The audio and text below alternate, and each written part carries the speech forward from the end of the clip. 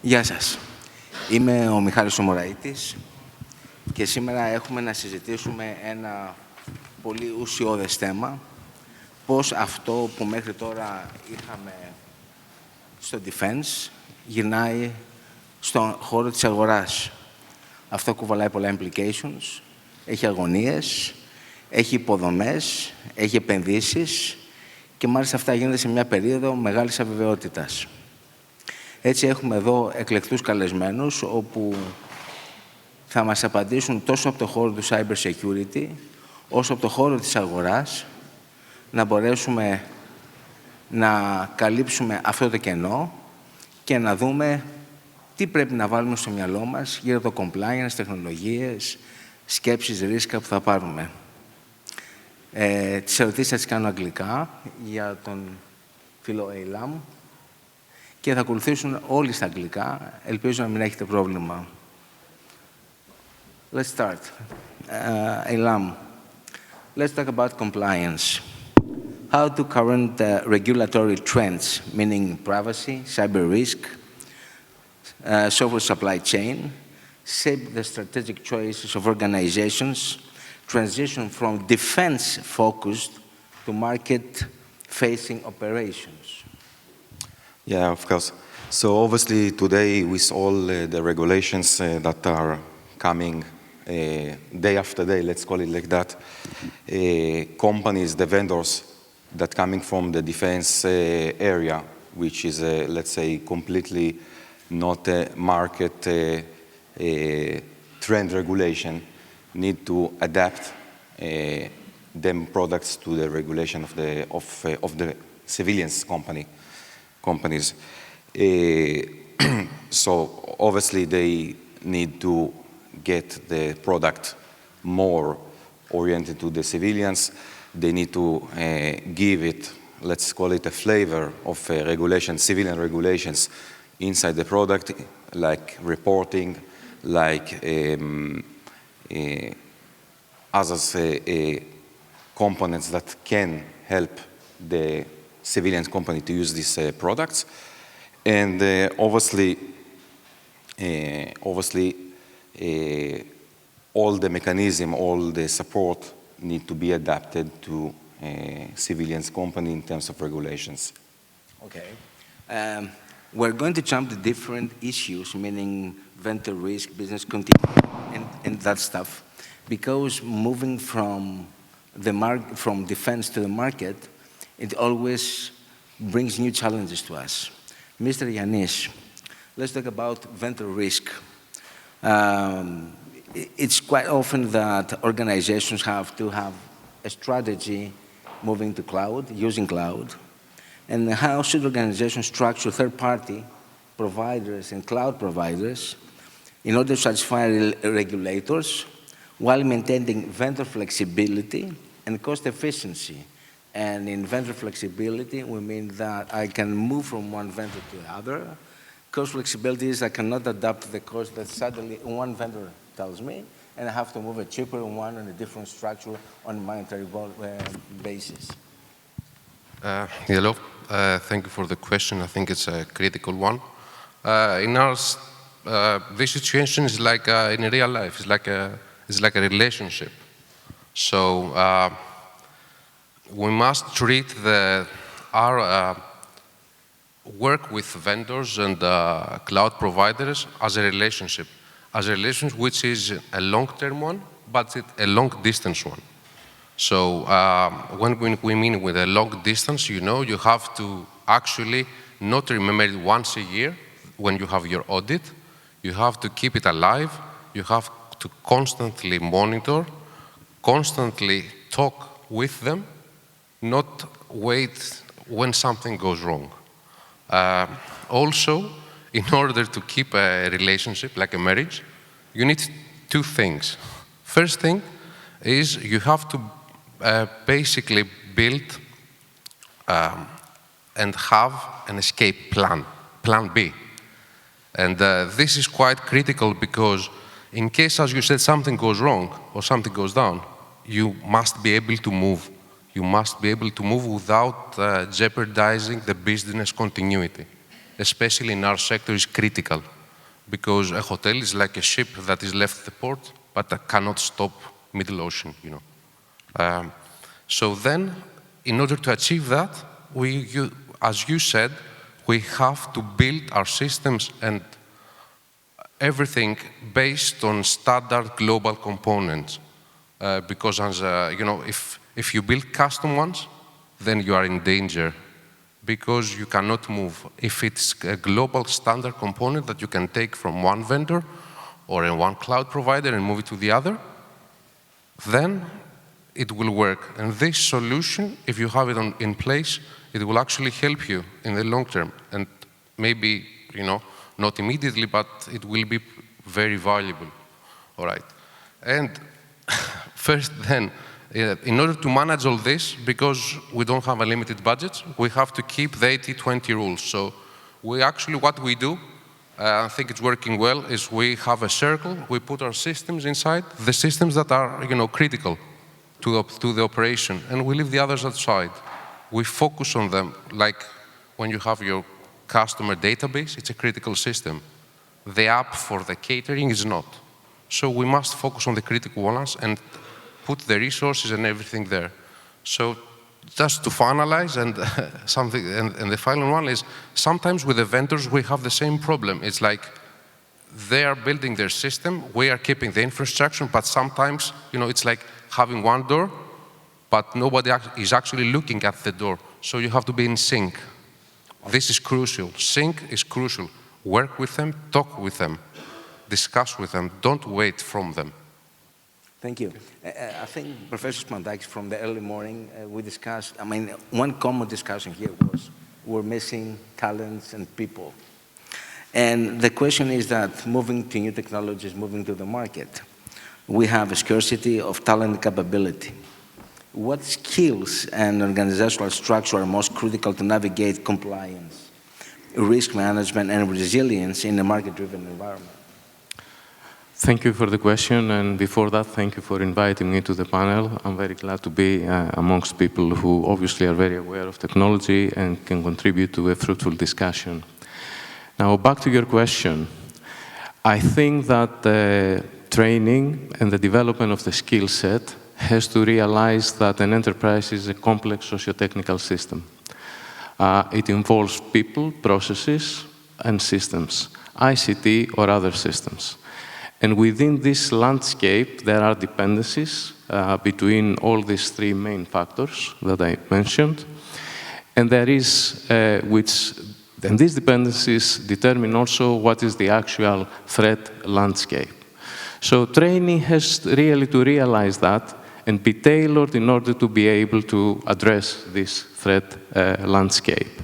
Vanilla type trainings might be useful up to a certain extent, but it soon comes to a point where you need to be able to train your people to be able to defend you from the threats that your own very enterprise faces. So that is one important element. Then there are the classic training systems leave it at the point where the delivery of the training material and perhaps some assessment right after this delivery has taken place. Now, the key question here is this sufficient and effective in order to protect an enterprise in the long run? And the answer, I'm afraid, is it is not. You need to see how this training, what is the effect that the training that you did has on the actual usage of systems, the behavior of people, the actual execution of processes, and whether these are collectively more resilient against threats. So in terms of technology, that comes to the point of requiring an integration of training solutions with the security and the cyber risk management solutions. At the moment, I think what we see mostly in the market is silos of two isolated works that do not communicate with each other. They do not pass information that would enable you to assess really what is the effectiveness of the training that you have just performed. Now, let me give one more example of why training has to take into account the realities of 2025 not what was necessary in the early 20th century. At the moment, AI is used everywhere, whether we admit it or not. In our personal lives, there is no issue. I mean, we can very well admit it, but in our professional life, we do not necessarily admit it. Yet, most of the people in their professional lives, in connection with the enterprise that they serve, they use AI. How do they do it? And how they interpret the results of AI, and how willing they are and ready they are in order to get the outcomes of an AI system suggestion and see whether this suggestion is indeed the right one for the context in which the advice from the AI system was used. I had within our company last week a very extensive discussion around this issue. And we were looking at the question of how do we use prompt engineering. Now, prompt engineering, for those who are not familiar with the term, is something that is concerned with how you instruct, how do you ask, how do you pose the question to an AI system to place the correct question. And I had a discussion with our experts, so the machine learning and the generative AI team within the company. And they were insisting that we should give as much information as possible at the beginning of the querying session to the AI system. Because if we don't do this and we get a result and then we start asking the system to refine the result by giving more information, we run the risk of getting it into an endless loop, of stacking into some local optimum and not being able to get out of this and give us some drastically different answer. Now, if someone considers this scenario, is traditional training appropriate for the modern world? The answer is clearly no. So we need really to move to the next generation of training system and a totally new approach to training. You give me a good idea to ask you a second question and actually tell us something to the audience about the correct question to the system, to the AI. It is a very good example. Someone asked an AI, can I eat a mushroom? He said, yes. He ate the mushroom and the next minute he died. And the AI said, can I tell you about those mushrooms you cannot eat? Meaning the question was quite right at some point, but was not the complete question to get the correct answer. And the second question I have to address you based on that is measures and metrics. What are the most effective metrics that we have to have in an organization to measure security, people, systems, and resilience in order to have a business continuity? Because you said people, process, technology. How do we measure and how do we do metrics on that? So now I will run the risk of repeating a little bit myself, because I started my answer to the previous question saying that there is no recipe that is right for all. And I'm afraid I have to say exactly the same now for this second question of yours, which is a very important, of course, question. So it has to do again with the specific enterprise, the specific threat landscape that the particular enterprise faces. So for example, do we have IoT devices? Do we have OT sectors in the enterprise? Are we using mobile phones? In what capacity? Can we have within the enterprise private, not enterprise, mobile phones, business mobile phones, which our personnel uses and for what? Are they allowed to have access to their email, to the enterprise email, through their local devices or not? So I'm just mentioning some examples of the very complex dependency landscape that determines what might be a threat for you.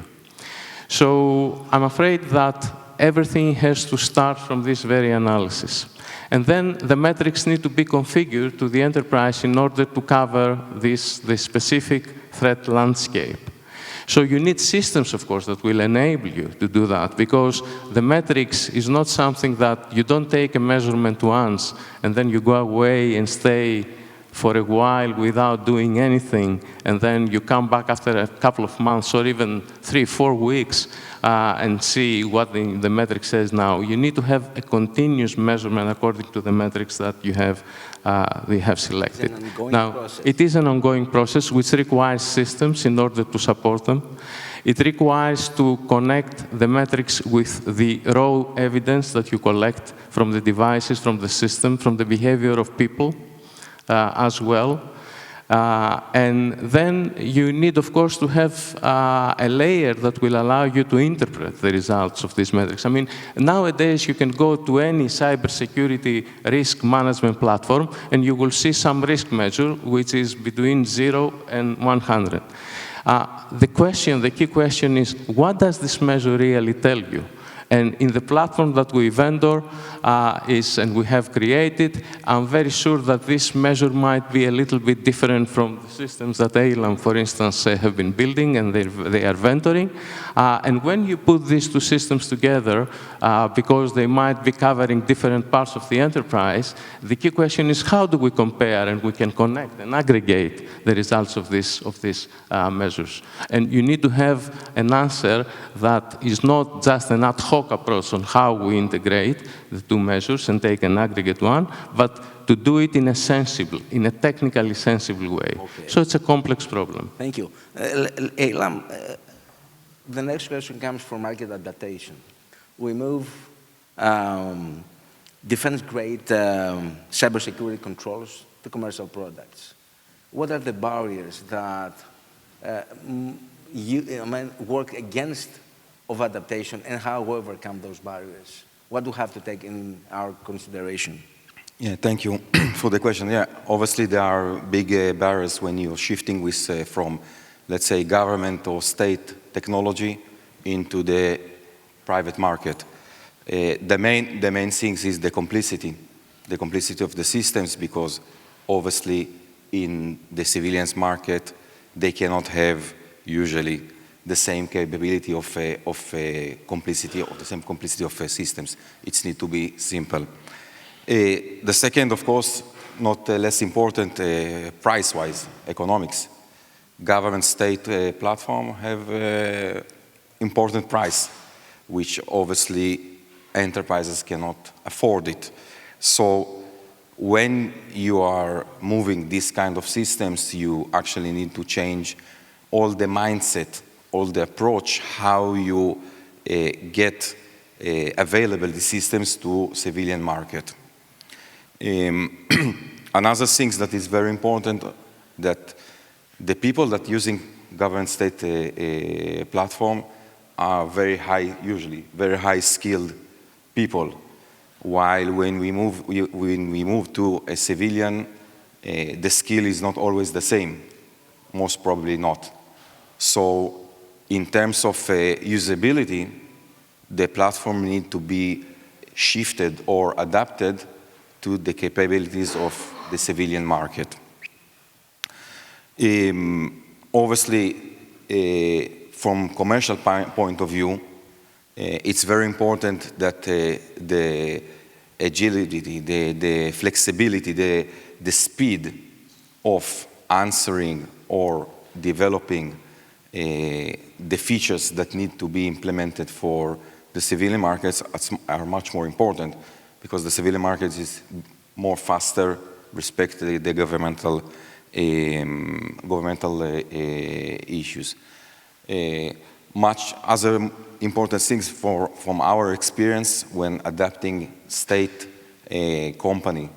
technology to the civilian market is, of course, all the regulation from GDPR NIS to all the ISOs and so on and so forth. And we had to do a very huge work to move, let's say, the platform to Europe, because otherwise you cannot sell the technology in Europe, the solutions in Europe, as a mandatory, not to government, European government, but also not to civilians. Or today, each company, enterprise, they ask, okay, where is my data? Where is my information is going? Is it in the States, or is it in Europe, or is it in Asia Pacific, or in Israel? And they deny use systems or solutions that the data is not in Europe for regulation. So it's also a very big step for a company when they're shifting to the civilian. The success, of course, of shifting technology, state government technology to civilians is, of course, the scalability, the fast adaptation to the requirements, which I mentioned before, and, of course, price-wise, because usually companies cannot afford state prices against the civilians' prices. Thank you, Eylam. Dimitri, regarding crisis communication, how should organizations communicate cybersecurity readiness, and what happens if you have an event, you have a very large number of clients, meaning civilians that use your facilities? How do you do that, and how you get prepared for that issues, to inform them for the readiness and to inform them for the issue? Yes. First of all, we, especially in the last few years, we managed to change the mentality and see that a crisis like this, we shouldn't treat it as a legal defense. It's totally the opposite. Basically, it's a management of integrity. Okay, so it's totally different. First of all, silence may be gold, but not in this case. Definitely not in this case. It's like if you're on a plane and you have turbulence, you need the pilot to let you know what's going on. If you don't know what's going on, so it's like you have a vacuum there, rumors and gossip and everything else can't go there and spread. Then the things start maybe escalate, and it's not the way you want to go. So we want to tell the truth. The truth would be that give the data and the evidence that we know, solid evidence, not random, okay? And then tell them what direction are we looking at and what questions are we going to ask to where. So maybe, you don't have all the data yet, but you need to express what's going on. Then give them a specific timeline when you will get another response back. You don't leave a void. You tell them exactly that the next public announcement will be at that stage. Okay, so they'll know, they're expecting something. Second of all, near misses, what we call near misses is like when you have an attack or something goes wrong, that you manage to survive from it. You don't hide it. Normally, in the hospitality sector, they tend to hide things under the carpet. This is not the way to go forward. The way to go forward is to see the issue publicly and announce it, and that will take you from the side of being a victim or a possible victim in the future to somebody that actually guards. So you become a guardian from a victim, which is for us is very crucial. And then when you do the communication, we tend to think that you don't need to use legalish terms. You don't want a 50-page announcement that tells you actually nothing. Simple, plain English, so the people can understand, know what's going on and what happened, not just a big announcement. All right, and finally, sing the story. In our case, sometimes, in organizations, you have the senior management having one idea, and the support team or the guys who actually do the work, another approach. This is catastrophic because you have you need to have just one voice, so they must be synced all the time. I'm again back to you. Regarding information sharing and trust, what governance practices promote legitimate information sharing about threats and incidents, and what are governmental bodies to preserve confidentiality and competitive sensitivity? Yeah, so of course, let's say like that, the success of cybersecurity is the effectiveness of sharing, and it depends to sharing information in, I would say, real time, it will be preferable, but At least the conference talks about information, right? Yeah, at this session, the information. As much we can share information between organizations, between CERTs and other, let's say, enterprise, but also governmental entities, it will be more easier maybe to fight this phenomenon of cyber attacks. Obviously, it's not something that's easy because companies are concerned maybe for legal, confidentiality, reputation. So the point to share information, it's a quite, let's say, a hard point to digest it. But of course, if we will be able to create a strong governance that govern what information is sharing, how it's sharing, who can see it, and what can see, so it will be very helpful to combat this phenomenon of cyber attack. We will never have the, I don't believe that we will never have the, let's say, the situation that we don't have any more attacks, but at least we can try to minimize it while sharing certain information between organizations. Something that start to move, but we have a lot of work to do. Another point that we need to of course, to take care about is the legal safeguards and try to disclose the right information, but not information that it can harm the companies, of course. This is more or less, I think, the main points when we are speaking about sharing information between organizations in the civilians market. And it's something that we need to go much more and build this trust between the organizations to help each other to combat the cyber attacks. Thank you, Eylam. And the last question goes to Professor Spanoudakis. Let's talk about the future outlook. What regulatory developments or market forces do you foresee for the next 1 or 2 years? And how these changes or developments will influence how organizations will defend, adapt, and endure during uncertainty? Right.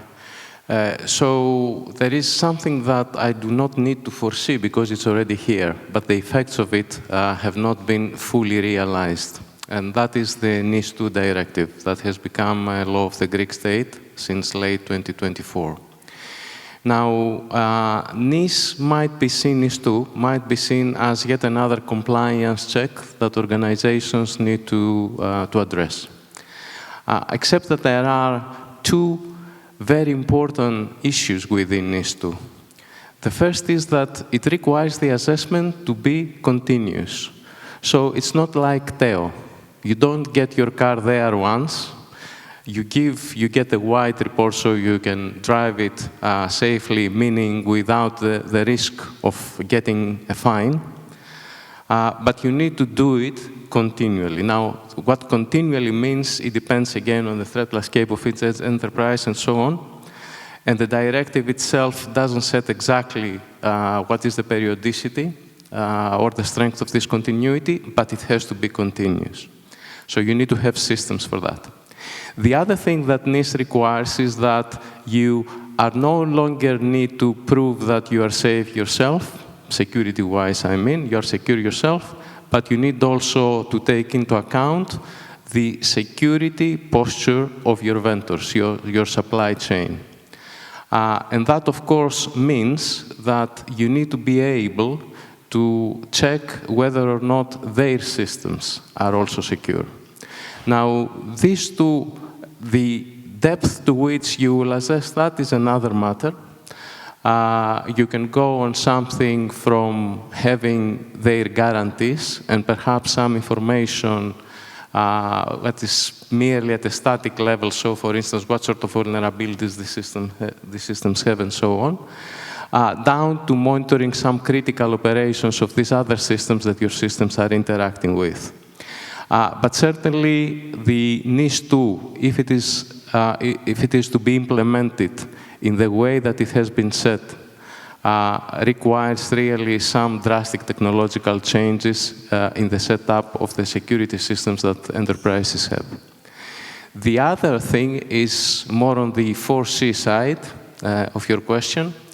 So that is another act from the European Union, which is the Cyber Resilience Act, the CRA Act. The CRA Act is going to be something equally strong as NIS2. And it's an act that will require the vendors of software, regardless of where this software is used, to publish information about the security of this software. At the moment, for those who have the right technical awareness, we have the so-called software bill of materials. So some specifications that say, this is my software, this is exactly what it does, this is the extent that it addresses security, perhaps this is the extent to which it uses AI. So imagine now this being spread by regulation all over the place, regardless of whether we write software for an enterprise, software for a car, software for a mobile phone, software for a medical device, and so on. So this information has to be collected, analyzed, published, and consumed by all those who are making use of the software wherever it might be appended and wherever it might be used. Now, beyond the regulation, what will be needed in a setting like this is more automation. It is impossible to be able to receive and process this information in a meaningful manner, meaning addressing the regulatory requirements and at the same time being able on the basis of it to measure your cybersecurity risk without having systems that enable you to do it. Να προσθέσω σε αυτό που είπατε, καθηγητά, ότι ένα άλλο που πρέπει να προσθεθεί για τον ελληνικό λαό, για την Ελλάδα, είναι αλλαγή κουλτούρας. Το security δεν είναι nice to have, είναι we must have. Και δεν πρέπει να το αντιμετωπίζουμε ως μία ενέργεια αφού φάμε μία σφαλιάρα ή κάτι πάει στραβά. Πρέπει να έχουμε σχεδιάσει από εξ αρχής τι θα κάνουμε, πώς θα αντιμετωπίσουμε τις καταστάσεις, να μην συμβούν ή αν συμβούν, να συμβούν με το μικρότερο impact στην εταιρεία μας ή στη ζωή μας. Άρα όλα αυτά που συζητήσαμε νομίζω ότι στοιχειοθετούν σκέψεις για όλους μας εδώ, πώς προϊόντα που θα αρχίσουν να βγαίνουν από το κομμάτι των πιο βαριών εγκαταστάσεων και γίνονται civilized στην κοινή αγορά, δεν είναι μόνο να πάρουμε ένα προϊόν, είναι να το εντάξουμε σωστά, σχεδιαστικά, με κόσμο, υποδομές, πλάνο, οργάνωση, που θα απαιτήσει και διαδικασίες και κόσμο και επενδύσεις και σκέψεις στο μέλλον. Είμαστε το τελευταίο πάνελ πριν το φαγητό. Να ευχαριστήσουμε πάρα πολύ που καθίσατε και μας ακούσατε. Σας ευχαριστώ πολύ και ευχαριστώ πολύ τους ομιλητές μας. Ευχαριστώ πολύ.